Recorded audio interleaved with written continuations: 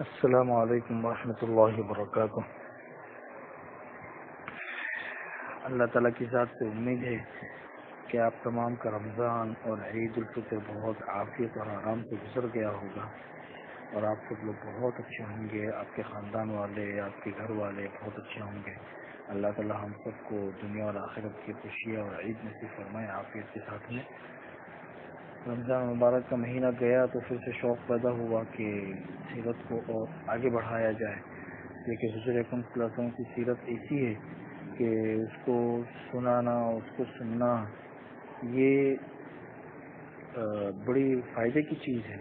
انسان کو روحانی اعتبار سے بھی بہت سکون ملتا ہے اور بہت فائدہ ہوتا ہے الحمدللہ۔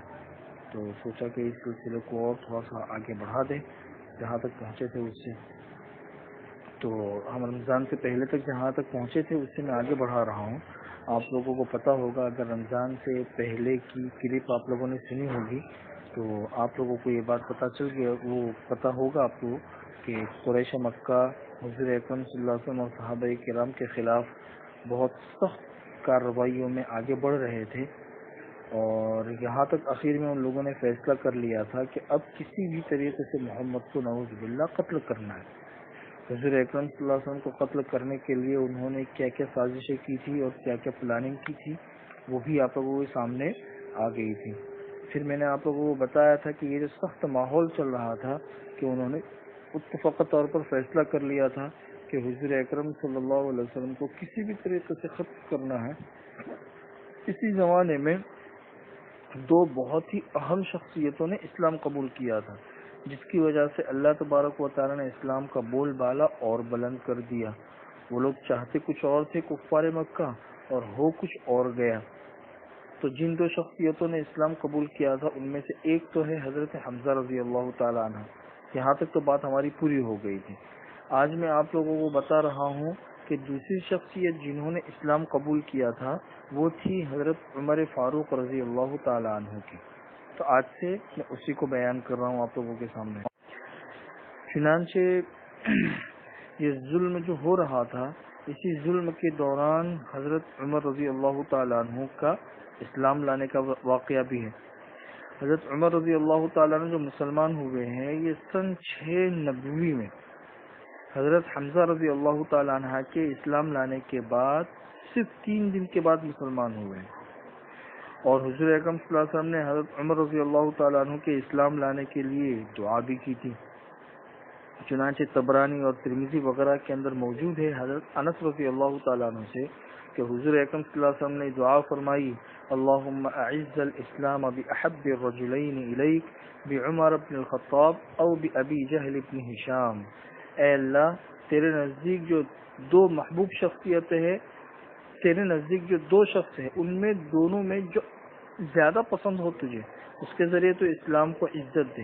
ایک تو عمر ابن خطاب ہے اور دوسرا ابو جہل ہے۔ اللہ تعالیٰ نے یہ دعا حضرت عمر کے بارے میں قبول فرما لی اور وہ مسلمان ہو گئے۔ حضرت عمر رضی اللہ تعالیٰ عنہ کے اسلام لانے سے متعلق جتنی روایات ہیں، ان تمام پر ایک مجموعی نظر ڈالنے سے یہ بات سمجھ میں آتی ہے کہ حضرت عمر کے دل میں اچانک اسلام نہیں آیا ہے، بلکہ وہ رفتہ رفتہ آتا رہا، تھوڑا تھوڑا کر کے، کبھی کیا واقعہ بنا، کبھی کیا واقعہ بنا، کبھی کیا واقعہ بنا۔ اس طریقے سے ان کے دل میں آہستہ آہستہ اسلام داخل ہوتا رہا۔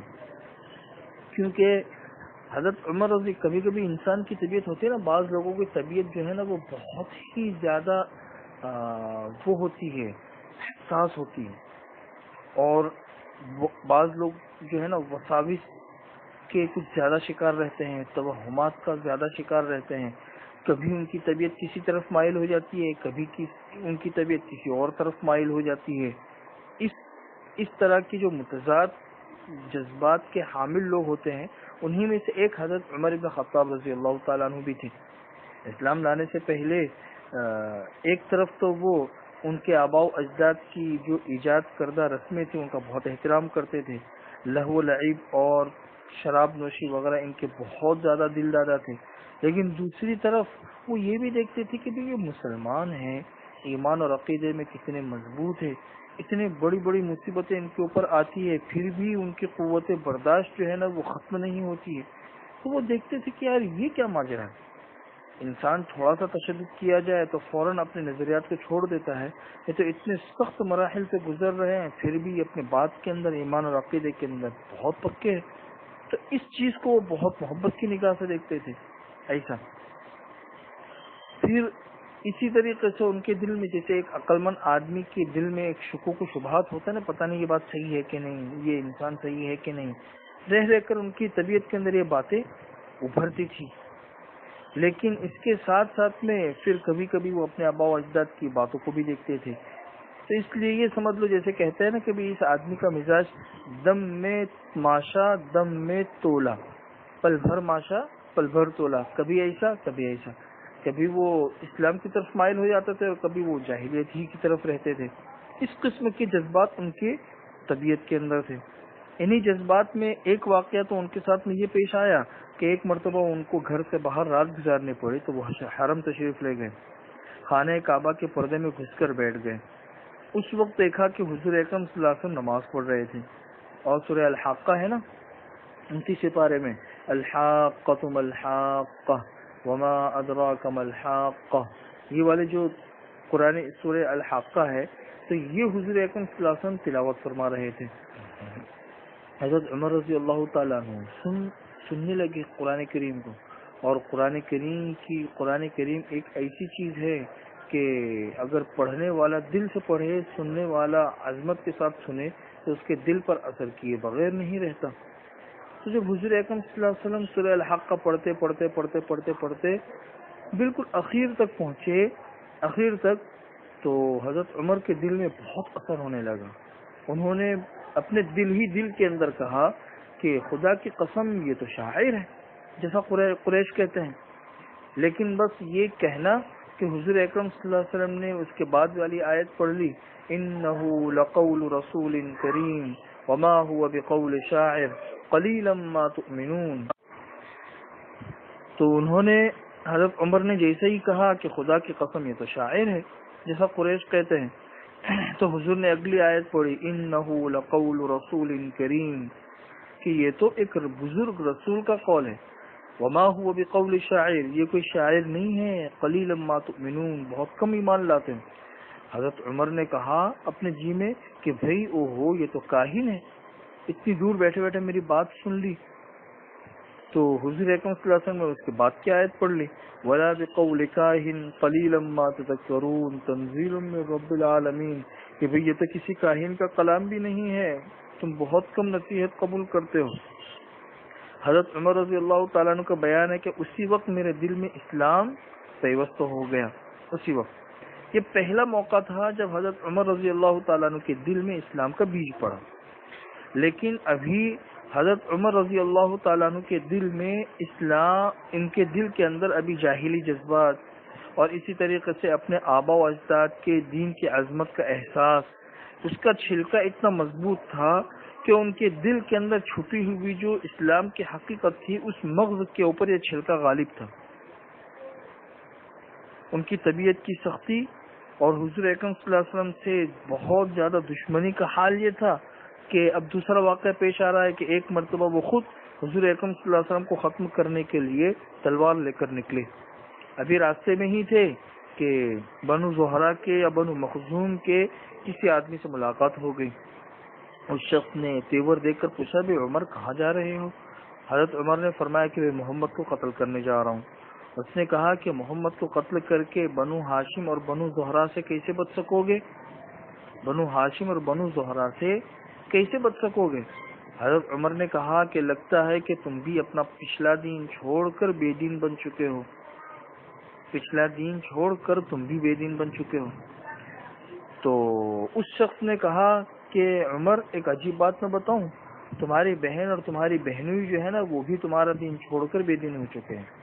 حضرت عمر کو اتنا سننا تھا کہ غصے سے بے قابو ہو گئے اور سیدھے بہن اور بہنوئی کا رخ کیا. جب وہاں پہ پہنچے تو حضرت خباب رضی اللہ تعالیٰ عنہ سورہ طٰہٰ پر مشتمل ایک صحیفہ پڑھا رہے تھے اور قرآن پڑھانے کے لیے وہاں حضرت خباب کا آنا جانا ایک معمول تھا. جب حضرت خباب نے حضرت عمر کی آہٹ سنی تو گھر کے اندر چھپ گئے اور یہاں حضرت عمر کی بہن جو فاطمہ تھی اس نے وہ صحیفہ جو قرآن کریم کا تھا وہ چھپا دیا. لیکن حضرت عمر گھر کے قریب پہنچ کر حضرت خباب کی قرات سن چکے تھے. گھر کے اندر داخل ہوئے, پوچھا کہ بھئی دھیمی دھیمی جو آواز آ رہی تھی وہ کس کی تھی؟ میں نے سنی تم لوگوں کے پاس کوئی ہے اندر تمہارے پاس میں. تو بھائی اور بہن اور بہنوئی نے کہا کہ بھی کچھ بھی نہیں ہے, اب ایسے ہی آپس میں باتیں کر رہے تھے. حضرت عمر رضی اللہ تعالیٰ نے کہا غالباً تم لوگ بے دین ہو چکے ہو. بہنوئی نے کہا اچھا عمر یہ بتاؤ, اگر حق تمہارے دین کے بجائے کسی اور دین میں ہو تو؟ حضرت عمر کا اتنا سننا تھا کہ اپنے بہنوئی کے اوپر چڑھ بیٹھے اور بہت بری طرح ان کو مارا. بہن آئی اپنے شوہر کو بچانے کے لیے تو بہن کو اتنی زور سے چانٹا مارا کہ چہرہ خون آلود ہو گیا, اور ابن اسحاق کی روایت ہے کہ سر میں چوٹ آ گئی. بہن نے جوش غضب کے اندر کہا کہ عمر اگر تیرے دین کے بجائے دوسرا ہی دین برحق ہو تو؟ بہن نے زور سے پڑھا اشہد ان لا الہ الا اللہ و اشہد ان محمد رسول اللہ. یہ سن کر حضرت عمر کے اوپر مایوسی کے بادل چھا گئے, اور اپنی بہن کے سر اور چہرے کے اوپر خون دیکھ کر انہیں تھوڑی سی شرم اور ندامت بھی محسوس ہوئی, اور یہ یقین ہو گیا کہ بھئی بہن اور بہنوئی تو واقعی مسلمان ہو چکے ہیں. حضرت عمر نے کہا کہ اچھا یہ جو پڑھ رہے تھے وہ میرے سامنے لاؤ, مجھے بھی پڑھنا ہے, مجھے بھی پڑھنے دو. بہن نے کہا کہ تم ناپاک ہو اور اس کتاب کو صرف پاک لوگ ہی چھو سکتے ہیں, ناپاک لوگ نہیں چھو سکتے. اٹھو پہلے تم غسل کرو. حضرت عمر نے اٹھ کے غسل کیا, قرآن کریم کی وہ صحیفہ لیا اور پھر پڑھا. لکھا ہوا تھا بسم اللہ الرحمن الرحیم. یہ پڑھ کر حضرت عمر نے ارشاد فرمایا کہ یہ تو بڑے پاکیزہ نام ہے, یہ تو بڑے پاکیزہ نام ہے. اس کے بعد طٰہٰ سے اننی انا اللہ لا الہ الا انا فاعبدنی واقم الصلاۃ لذکری, یہاں تک قرات تھی. حضرت عمر رضی اللہ تعالیٰ عنہ کہنے لگے کہ یہ تو بڑا عمدہ کلام اور بہت محترم کلام ہے, مجھے حضور اکرم صلی اللہ علیہ وسلم کا پتہ بتاؤ.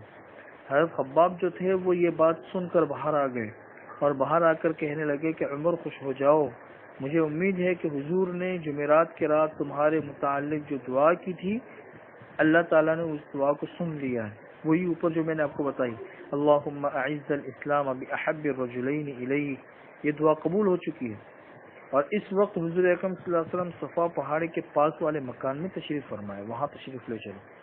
یہ سن کر حضرت عمر رضی اللہ تعالیٰ عنہ نے اپنی تلوار میں میان کے اندر کی اور وہاں تشریف لے گئے. دستک دی, ایک آدمی نے اٹھ کر دروازے کی دراز سے جھانکا تو دیکھا کہ بھئی عمر ہے, تلوار لیے ہوئے کھڑے ہیں.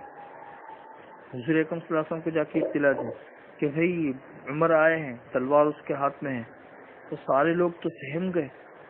حضرت حمزہ نے کہا کہ بھئی کیا بات ہے؟ لوگوں نے کہا کہ بھئی عمر آئے ہیں, ان کے ہاتھ میں تلوار ہے.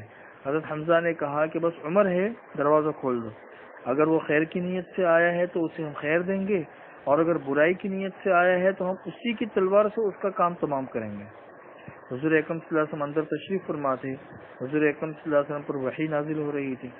جب وحی نازل ہو چکی تو حضرت عمر کے پاس تشریف لائے. حضرت عمر بھی بیٹھک میں تشریف لے آئے. حضور اکرم صلی اللہ علیہ وسلم کی ملاقات ہوئی. حضور نے حضرت عمر کے کپڑے اور تلوار کو پکڑا اور اپنی طرف سختی سے گھسیٹا, اور سختی سے گھسیٹ کر ارشاد فرمایا کہ عمر کیا تم اس وقت تک باز نہیں آؤ گے جب تک کہ اللہ تعالیٰ تم پر بھی ویسی ہی ذلت اور رسوائی اور عبرتناک سزا نازل نہ فرما دے جیسی ولید بن مغیرہ پر نازل فرما چکے ہیں اللہ تعالیٰ. پھر حضور اکرم صلی اللہ علیہ وسلم نے دعا کی کہ اے اللہ, یا عمر ابن خطاب ہے, یا اللہ اسلام کو عمر ابن خطاب کے ذریعے قوت اور عزت عطا فرما. بس یہ وقت تھا. اس کے بعد حضرت عمر رضی اللہ تعالیٰ عنہ نے سب کے سامنے کلمہ پڑھتے ہوئے ارشاد فرمایا اشہد ان لا الہ الا اللہ وانک رسول اللہ. یہ سن کر گھر کے اندر جتنے صحابہ کرام موجود تھے سب نے اتنی زور سے تکبیر کہی کہ مسجد حرام والوں نے بھی سن لی, مسجد حرام والوں نے بھی سن لی, اتنی زور سے آمین کہی. حضرت عمر رضی اللہ تعالیٰ عنہ کا حال کیا تھا اور سب کو پتا ہے کہ ان سے مقابلے کی جرات کسی کو نہیں ہوتی تھی.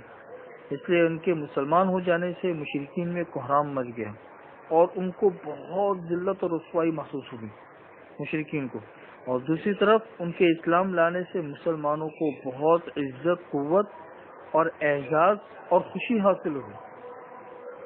چنانچہ ابن اسحاق نے اپنی سند سے حضرت عمر رضی اللہ تعالیٰ عنہ کا بیان روایت کیا ہے کہ جب میں مسلمان ہوا تو میں نے سوچا کہ مکے کا کون شخص حضور کا سب سے بڑا دشمن ہے. پھر میں نے جی میں کہا کہ ابو جہل ہے. اس کے بعد میں ابو جہل کے گھر پر گیا، اس کا دروازہ کھٹکھٹایا، وہ باہر آیا اور دیکھ کر بولا کہ اہلاً و سہلاً، خوش آمدید. فرمائیے کیسے آنا ہوا؟ تو میں نے کہا کہ تمہیں یہ بتانے آیا ہوں کہ میں اللہ اور اس کے رسول محمد پر ایمان لا چکا ہوں اور جو کچھ وہ لے کر آئے ہیں اس کی تصدیق کر چکا ہوں. حضرت عمر کا یہ بیان تھا. یہ سنتے ہی اس نے دروازہ بند کر لیا اور یہ کہا کہ اللہ تیرا برا کرے اور جو کچھ تو لے کر آیا ہے اللہ اس کا بھی برا کرے. حضرت عمر کہتے ہیں کہ پھر اس کے بعد میں اپنے ماموں کے گھر پہ گیا، عاص بن ہاشم کے پاس. اس کو بھی جا کر کہا، وہ بھی ناراض ہو گیا. اس کے بعد حضرت عمر کہتے ہیں کہ میں ایک شخص کے پاس گیا جس کا نام ہے جمیل بن معمر جمحی. یہ جو تھا نا، بعض لوگوں کا مزاج ہوتا ہے نا کہ اگر ان کو کوئی بات کہی جائے تو ان کو ہضم نہیں ہوتی. اگر ان کو کوئی بات کہی جائے تو ان کو ہضم نہیں ہوتی جب تک وہ سب لوگوں کے سامنے جا کر نہ کہے. سب لوگوں کے سامنے جا کر نہ کہے تب تک ان کو وہ بات ہضم نہیں ہوتی ہے. تو یہ کسی بھی بات کا ڈھول پیٹنے کے اندر پورے قریش میں سب سے زیادہ مشہور تھا. اس کو جا کر کہا کہ میں مسلمان ہو گیا ہوں. اس نے سنتے ہی پورے مکہ میں بات پہنچا دی کہ بھئی خطاب کا بیٹا بے دین ہو گیا، خطاب کا بیٹا بے دین ہو گیا. حضرت عمر ابن خطاب رضی اللہ تعالیٰ عنہ کے پیچھے تھے. حضرت عمر نے کہا کہ یہ جھوٹ بولتا ہے، میں بے دین نہیں ہوا ہوں، میں تو دیندار بن چکا ہوں. بس یہ سننا تھا کہ لوگ چاروں طرف سے حضرت عمر پر ٹوٹ پڑے، مار پیٹ شروع ہو گئی. پوری وادی کھچاکچ بھری ہوئی، حضرت عمر تنہا ہے، لڑ رہے ہیں اور پوری وادی ان کو مار رہی ہے. اس طرح ہوتے ہوتے ہوتے حضرت عمر لڑتے لڑتے تھک گئے. جب تھک کر بیٹھ گئے تو گھر کے اندر داخل ہو گئے. گھر کے اندر داخل ہوئے اور پوری وادی بھری ہوئی تھی کہ کسی طرح عمر کو ختم کر دے. لیکن اسی دوران گھر کے اندر ابو عمرو عاص بن وائل سہمی آ گیا. یہ شخص جو تھا یہ قبیلہ سہم سے تعلق رکھتا تھا، اور یہ جو قبیلہ سہم ہے، زمانے جاہلیت میں قبیلہ سہم اور حضرت عمر کا قبیلہ، ان دونوں کا آپس میں اتحاد تھا. تو اس شخص نے اندر آ کے پوچھا کہ کیا ماجرا ہے؟ حضرت عمر نے کہا کہ میں مسلمان ہو گیا ہوں، اس لیے مجھے میری قوم قتل کرنا چاہتی ہے. آس نے کہا کہ یہ ممکن نہیں ہے، یہ لوگ آپ کو قتل نہیں کر سکتے. آس کی بات سن کر حضرت عمر کو اطمینان ہو گیا. اس کے بعد آس وہاں سے نکلا، لوگوں سے جا کے ملا اور لوگوں سے جا کر کہا کہ بھئی اس کو میں نے پناہ دی ہے، عمر کو کوئی بھی اس کے اوپر ہاتھ نہیں اٹھا سکتا ہے. بس یہ سنتے ہی سارے کے سارے لوگ وہاں سے چلے گئے اور حضرت عمر کو چھوڑ دیا. تو یہ تھا حضرت عمر ابن خطاب رضی اللہ تعالیٰ عنہ کے اسلام لانے کا واقعہ. یہ تو قریش مکہ کے اوپر یہ کیفیت گزری. باقی مسلمانوں کا حال یہ تھا کہ مجاہد خود کہتے ہیں، مجاہد نے حضرت عبداللہ ابن عباس سے نقل کیا ہے کہ عبداللہ ابن عباس پوچھتے تھے کہ میں نے پوچھا عمر تمہارا نام فاروق کیسے پڑا؟ فاروق. تو حضرت عمر ابن خطاب رضی اللہ تعالیٰ نے خود قصہ سنایا کہ میرے اسلام لانے سے 3 دن پہلے حمزہ مسلمان ہوئے، پھر میں مسلمان ہوا. پھر حضرت عمر نے اپنے اسلام لانے کا پورا واقعہ بیان کیا. پورا واقعہ بیان کرنے کے بعد پھر کہا کہ جب میں مسلمان ہوا تو میں نے حضور سے کہا کہ اللہ کے رسول کیا ہم حق پر نہیں ہیں، چاہے زندہ ہو چاہے مر جائے؟ حضور نے فرمایا کیوں نہیں؟ اس ذات کی قسم جس کے ہاتھ میں میری جان ہے، تم لوگ حق پر ہو چاہے زندہ رہو چاہے مر جاؤ. حضرت عمر ارشاد فرماتے ہیں کہ پھر میں نے کہا کہ پھر چھپنا کیسے؟ اس ذات کی قسم جس نے آپ کو حق کے ساتھ مبعوث فرمایا ہے، ہم ضرور باہر نکلیں گے. چنانچہ ہم 2 صفوں میں آپ کو ہمراہ لے کر باہر نکلے. ایک صف میں حضرت حمزہ تھے اور ایک میں تھا. ہلکا ہلکا غبار اڑ رہا تھا. ہم چلتے چلتے مسجد حرام میں داخل ہوئے اور حضرت عمر کا بیان ہے کہ قریش نے مجھے اور حمزہ کو دیکھا تو ان کے دلوں پر ایسی چوٹ پڑی کہ اب تک کبھی ایسی چوٹ نہ لگی ہوگی. بس وہی دن تھا، اس دن سے حضور اکرم صلی اللہ علیہ وسلم نے میرا لقب فاروق رکھ دیا. حضرت عبداللہ ابن مسعود کہتے ہیں کہ ہم خانہ کعبہ کے پاس نماز نہیں پڑھ سکتے تھے. عمر کے مسلمان ہونے کے بعد پھر ہم لوگوں کو قدرت ہو گئی کہ ہم خانہ کعبہ کے پاس نماز پڑھ سکیں. حضرت صہیب بن سنان کہتے ہیں کہ حضرت عمر مسلمان ہوئے تو اسلام پردے سے باہر آ گیا، اسلام کے علی الاعلان دعوت دی گئی۔ ہم حلقے لگا کر بیت اللہ کے گرد بیٹھتے تھے، بیت اللہ کا طواف کرتے تھے، اور جو ہم پر سختی کرتا تھا ہم اس سے انتقام بھی لیتے تھے۔ یہ تھا، اس کی وجہ سے حضرت عمر ابن خطاب رضی اللہ تعالیٰ عنہ کا لقب فاروق پڑا۔ تو مشرکین کے اوپر یہ بھی تھی اور مسلمانوں کا یہ حال بنا۔ اب یہ دونوں جو مسلمان ہوئے، حضرت حمزہ رضی اللہ تعالیٰ عنہ اور حضرت حمزہ رضی اللہ تعالیٰ عنہ اور حضرت عمر ابن خطاب رضی اللہ تعالیٰ عنہ، ان دونوں کے مسلمان ہونے کے بعد اب تک جو ظلم اور ستم ہو رہا تھا تو اس کے بادل آہستہ آہستہ چھٹنے شروع ہو گئے۔ پہلے جو مشرکین مکہ بالکل پاگلوں کی طرح مارتے تھے، ظلم کرتے تھے، اب اس کی جگہ سوجھ بوجھ نے لے لی۔ اب ہر فیصلہ وہ لوگ سوجھ بوجھ سے کرتے تھے، تیش میں آ کے کوئی جذبے کے اندر آ کے فوراً وہ کوئی بھی کام نہیں کرتے تھے۔ اب مشرکین مکہ نے سوچا کہ بھئی اب یہ کام تو آگے بڑھ رہا ہے، اب اسے روکنے کے لیے ہم نے جتنا ظلم اور تشدد کیا وہ تو بیکار چلا گیا، چلو اب دوسرا راستہ اختیار کرتے ہیں۔ اب وہ دوسرا راستہ کیا ہو سکتا ہے وہ آپ لوگوں کو پتہ ہے۔ کسی کو بھی اس کے جذبات اور اس کے نظریات سے روکنے کے لیے پہلا راستہ تو تشدد کا اختیار کیا جاتا ہے، پھر دوسرا راستہ سودے بازی کا کیا جاتا ہے، سودے بازی۔ چنانچہ ان لوگوں نے سودے بازی والا راستہ بھی اختیار کیا۔ چنانچہ محمد بن کعب قرظی کا یہ بیان ہے کہ عتبہ بن ربیعہ جو قوم کا سردار تھا وہ ایک روز قریش کی محفل میں بیٹھا ہوا تھا۔ اس وقت حضور اکرم صلی اللہ علیہ وسلم مسجد حرام میں ایک جگہ تنہا تشریف فرما تھے۔ قریش کے لوگوں نے کہا، بلکہ قریش کے لوگوں سے عتبہ بن ربیعہ نے کہا کہ قریش کے لوگوں، میں محمد کے پاس جا کر ان سے گفتگو کروں اور ان کے سامنے چند باتیں پیش کروں، ہو سکتا ہے وہ قبول کر لیں، اور قبول کر لیں گے تو اپنی باتوں سے باز آ جائیں گے۔ اور یہ وہ وقت ہے کہ حضرت حمزہ بھی مسلمان ہو چکے ہیں اور حضرت عمر بھی مسلمان ہو چکے ہیں، مسلمانوں کی تعداد دن بدن بڑھ رہی ہے۔ تو مشرکین نے کہا کہ ابو الولید جو ہے یہ عتبہ بن ربیعہ کا لقب کنیت ہے، آپ جائیے اور ان سے جا کے بات کیجیے۔ اس کے بعد عتبہ اٹھا اور حضور اکرم صلی اللہ علیہ وسلم کے پاس جا کر بیٹھ گیا۔ بولا، بھتیجے، ہماری قوم میں تمہارا جو مرتبہ مقام ہے، بلند نسب ہے، وہ تو تم کو معلوم ہے، اور آپ قوم کے اندر ایک بڑا معاملہ لے کر آئے ہو جس کی وجہ سے تم نے ان کی جماعت کے اندر تفرقہ ڈال دیا۔ آپ نے ان عقل مند لوگوں کو بیوقوف کہا، ان کے معبود اور ان کے دین کے اوپر عیب چینی کی، ان کے آباء و اجداد جو گزر چکے ہیں ان کو کافر ٹھہرایا، لہذا سب بہت ناراض ہے۔ اب میں آپ کے سامنے کچھ باتیں پیش کرنا چاہتا ہوں، اس کو غور سے سنو، ہو سکتا ہے غور کرو گے تو تم قبول بھی کر لو گے۔ حضور نے فرمایا کہ ٹھیک ہے ابو الولید کہو، میں سنتا ہوں۔ ابو الولید نے کہا کہ یہ معاملہ جو تم لے کر آئے ہو اس سے تم کیا چاہتے ہو؟ اگر مال چاہتے ہو تو ہم تمہارے لیے اتنا مال جمع کر دے کہ تم ہم میں سب سے زیادہ مالدار بن جاؤ، اور اگر تم چاہتے ہو کہ ہمارے درمیان اعزاز اور مرتبہ حاصل کر لے تو ہم تمہیں اپنا سردار بنا لیتے ہیں، تمہارے بغیر کوئی فیصلہ ہی نہیں کریں گے۔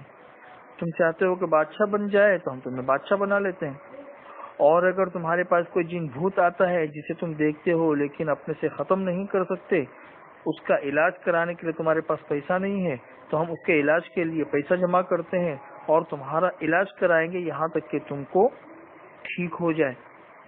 یا اگر کوئی خوبصورت لڑکی سے شادی کرنا چاہتے ہو تو پورے جزیرۃ العرب میں جو خوبصورت لڑکی ہوگی اسے تلاش کر کے لاتے ہیں اور اس کی آپ سے شادی کروا دیتے ہیں۔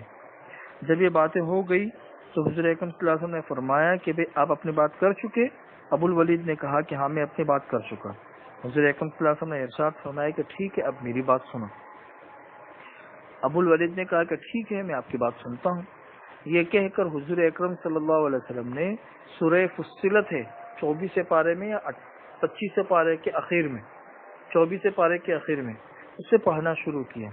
بسم اللہ الرحمن الرحیم، حامیم تنزیل من الرحمن الرحیم، کتاب فصلت آیاتہ قرآنا عربیا لقوم یعلمون، بشیرا ونذیرا، فأعرض أكثرهم فهم لا يسمعون، وقالوا قلوبنا في أكنة مما تدعونا إليه وفي آذاننا وقر ومن بيننا وبينك حجاب فاعمل إننا عاملون یہ پوری آیتیں ہیں کہ پڑھتے رہے اور عتبہ اپنے دونوں ہاتھ پیچھے زمین پر ٹیکے چپ چاپ سنتا جا رہا تھا، چپ چاپ۔ جب سجدے کی آیت پر پہنچے تو حضور نے سجدہ کیا اور پھر فرمایا کہ ابو الولید، تمہیں جو کچھ سننا تھا سن چکے، اب تم جانو تمہارا کام جانے جاؤ۔ آگے کی کوئی بات ہی نہیں کہ قرآن کریم سنا کر ان کو واپس کر دیا۔ ایک دوسری روایت میں ہے کہ تلاوت کرتے کرتے جب حضور اکرم صلی اللہ علیہ وسلم یہاں پر پہنچے، فَإِنْ أَعْرَضُوا فَقُلْ أَنذَرْتُكُمْ صَاعِقَةً مِثْلَ صَاعِقَةِ عَادٍ وَثَمُودَ، اگر یہ لوگ روگردانی کرتے ہیں تو میں تمہیں ایسی بجلی سے ڈراتا ہوں جیسی بجلی عاد اور سمود کے اوپر آئی تھی۔ یہ سنتے ہی عتبہ جو ہے نا وہ تھرا کر کھڑا ہو گیا اور حضور اکرم صلی اللہ علیہ وسلم کے منہ پر اپنا ہاتھ رکھ کر کہا کہ میں آپ کو اللہ کا اور اپنی رشتہ داریوں کا واسطہ دیتا ہوں کہ ایسا نہ کریں۔ اسے خطرہ تھا کہ کہیں یہ ابھی نہ آ جائے بجلی، کبھی یہ آ جائے نہ آ جائے، بس یہ سننا تھا۔ اور یہ سن کر یہ عتبہ اٹھا اور اپنے ساتھیوں کے پاس گیا۔ اسے آتا دیکھ کر مشرکین نے آپس میں ایک دوسروں سے کہا کہ خدا کی قسم، ابو الولید تمہارے پاس وہ چہرہ لے کر نہیں آ رہا ہے جو چہرہ لے کر گیا تھا۔ جب ابو الولید آیا، لوگوں نے پوچھا ابو الولید پیچھے کی کیا خبر ہے؟ اس نے کہا کہ پیچھے کی خبر یہ ہے کہ میں نے ایک ایسا کلام سنا ہے کہ ویسا کلام واللہ میں نے کبھی نہیں سنا۔ خدا کی قسم وہ نہ شاعر ہے نہ جادو نہ کہانت۔ قریش کے لوگوں میری بات مانو اور اس معاملے کو مجھ پر چھوڑ دو۔ میری رائے یہ ہے کہ اس شخص کو جو کرتا ہے اسے کرنے دو، اس کے حال پہ چھوڑ دو۔ میں نے اس کی جو بات سنی ہے اس سے مجھے لگتا ہے کہ اس سے کوئی زبردست واقعہ رونما ہونے والا ہے۔ اگر یہ شخص عرب نے اس شخص کو مار دیا تو تمہارا کام دوسروں نے کر دیا، اور اگر یہ شخص عرب پر غالب آ گیا تو اس کی بادشاہت تمہاری بادشاہت، اس کی عزت تمہاری عزت، اس لیے کہ تمہارے ہی خاندان سے اس کا وجود تمہارے لیے سب سے بڑھ کر ہوگا۔ لوگوں نے کہا کہ ابو الولید خدا کی قسم تم پر بھی اس کی زبان کا جادو چل گیا۔ عتبہ نے کہا کہ دیکھو اس شخص کے بارے میں میری رائے یہی تھی، میں نے آپ لوگوں کو بتا دی، اب جو تمہیں ٹھیک لگے وہ کرو۔ بس یہ یہاں تک کے واقعات ہوئے۔ اب اخیر کے اندر ہوا یہ کہ حالات کی رفتار پہلے کے مقابلے میں تو بدل چکی تھی۔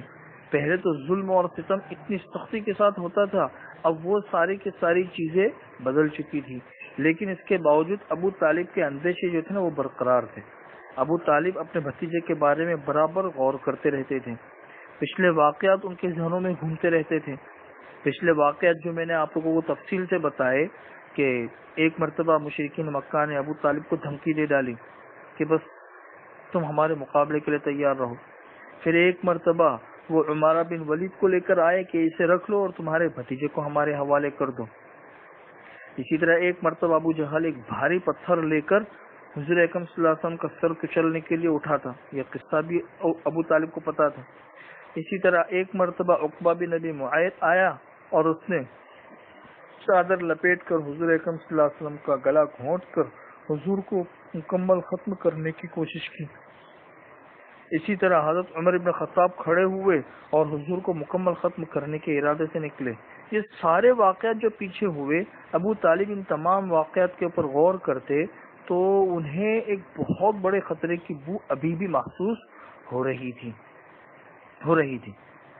اس لیے ابو طالب نے سوچا کہ بھئی ایسا جو ہے نا، اب تک میں حضور اکرم صلی اللہ علیہ وسلم کی اکیلی حفاظت کر رہا ہوں تو میرے اکیلے کا حفاظت کرنا مناسب نہیں ہے، مجھے اپنے ساتھ میں ملا لینا چاہیے کچھ اور لوگوں کو بھی، کیونکہ اس وقت قرآن کریم کی یہ آیت بھی نازل ہوئی تھی، ام ابرموا امرا فإنا مبرمون، اگر انہوں نے ایک بات کا فیصلہ کر لیا ہے تو ہم بھی فیصلہ کر چکے ہیں۔ قریش مکہ نے فیصلہ کر لیا تھا کہ حضور کو ختم کرنا ہے، تو اللہ تعالیٰ کہتے ہیں کہ ہم بھی فیصلہ کر چکے ہیں کہ ہمیں بچانا ہے اور ہمیں تم کو ختم کرنا ہے۔ تو ابو طالب نے کہا کہ اب ان حالات میں اب کیا کروں، اب تک تو میں اکیلا تھا۔ تو انہوں نے ایک ترکیب سوچی۔ ان کے جو جد اعلیٰ ہے عبد مناف کے دو بیٹے تھے، ہاشم اور مطلب۔ تو ہاشم اور مطلب ان کے واقعات میں پہلے میں بتا چکا ہوں، ہاشم اور مطلب یہ دونوں بھائی تھے۔ تو ہاشم اور مطلب سے وجود میں آنے والے جتنے خاندان تھے ان تمام خاندانوں کو جمع کیا ابو طالب نے، اور خاندان کو جمع کر کے سب کی دعوت دی. دعوت دینے کے بعد پھر سب کو کہا جب سب جمع ہو گئے کہ دیکھو اب تک اپنے بھتیجے کی حفاظت کا انتظام میں اکیلا کر رہا تھا، میں اکیلا، لیکن اب یہ حفاظت میرے بھتیجے کی سب کو مل کے کرنی پڑے گی، اس لیے کہ میں اب اکیلا یہ ذمہ داری نہیں سنبھال پا سکتا، اس لیے کہ مخالف لوگ بہت طاقتور بن چکے ہیں. تو ابو طالب کی یہ بات سن کر عربی حمیت کے پیش نظر ان دونوں خاندانوں کے سارے لوگوں نے اس بات کو قبول کر لیا، چاہے وہ مسلمان ہو چاہے کافر ہو. ان سب لوگوں نے متحدہ طور پر یہ فیصلہ کر لیا کہ ٹھیک ہے، اگر آپ نے کہا ہے تو ہم سب مل کر محمد کی حفاظت کریں گے. اس زمانے کے اندر یہ طریقہ ہوتا تھا کہ پورا خاندان ہے، اس خاندان کے کسی ایک فرد پر جو مصیبت آتی تھی اسے پورا خاندان اٹھاتا تھا، اس مصیبت کو پورا خاندان. ایسا نہیں ہمارے اس زمانے کے اندر کہ اگر ایک خاندان کا کوئی فرد ہے اس کے اوپر کوئی مصیبت آئی تو سب کمرے بند کر کے بیٹھ گئے کہ وہ جانے ان کا کام جانے، ہم کو اس سے کوئی مطلب نہیں ہے. اس زمانے میں ایسا ہے، لیکن عربوں کے یہاں بہت زبردست حمیت ہے، پورا خاندان متحد ہو جاتا تھا، چاہے ایک چھوٹے بچے کی عداوت ہو، لیکن اگر کوئی اس کے خلاف آتا تھا پورا خاندان کھڑا ہو جاتا تھا کہ ہم اس چھوٹے بچے کی حفاظت کریں گے، ہمارے خاندان کا انسان ہے. یہ عربوں کی صفات تھے. تو بہرحال یہ دونوں لوگ جمع ہو گئے، دونوں خاندان، اور دونوں خاندانوں نے جمع ہو کر کہا کہ ہم سب مل کر اب محمد کی حفاظت کریں گے. صرف ابو طالب کا بھائی جو ابو لہب تھا اس نے اس قرارداد کو منظور نہیں کیا، اور اس سارے خاندان سے الگ ہو کر مشرکین قریش سے جا ملا اور مشرکین کا اس نے ساتھ دیا، اس نے جو ہے نا مشرکین کا ساتھ دیا. باقی سارا خاندان جمع ہو گیا. اب یہ خاندان جو جمع ہوا ہے اب اس خاندان کا بائیکاٹ ہوگا، جس بائیکاٹ کی تفصیل انشاءاللہ اگلے ہفتے آپ لوگوں کے سامنے میں بتا دوں گا. آج کے لیے اتنا ہی رکھیں.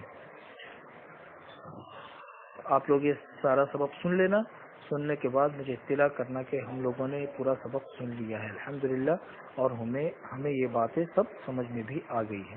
اگلے ہفتے سے انشاءاللہ اسی مضمون کو آگے بڑھائیں گے. السلام علیکم ورحمۃ اللہ.